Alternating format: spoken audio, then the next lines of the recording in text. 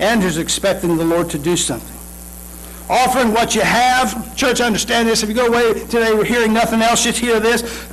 When we offer what we have, even though you may think in and of itself it's not enough, it's too small, that God surely couldn't use it, that God will take it and use it for His glory. If you'll let go of it. If you'll give it. If you'll give it. Number three, lastly here. We find this in verses 10 through 14.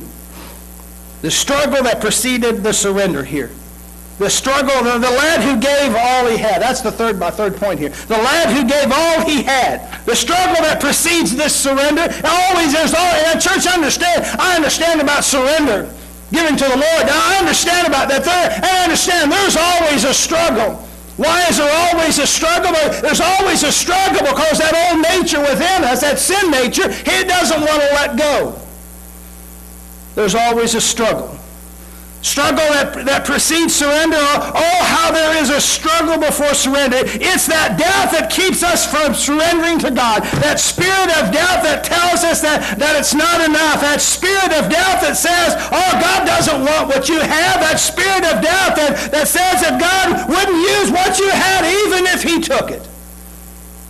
That spirit of doubt that would keep us from surrender.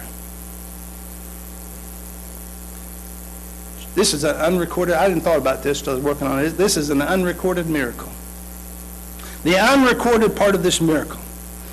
There is an unrecorded part here. Understand that. The struggle over the call to give his all. This young man. We're not told how Andrew approaches this boy. You know, for all we know, the boy may have approached Andrew. The boy may have come up to Andrew and said, I'll share. Maybe he's close enough. He hears Jesus ask the question. Oh, and this boy, you know how young boys are sometimes, willing to, when they're at their best, amen, willing to give, willing to share, willing to help. We don't know the story, but you know what? There had to have been a point where this boy had to make a decision. Would he share? Would he share? Oh, unrecorded part.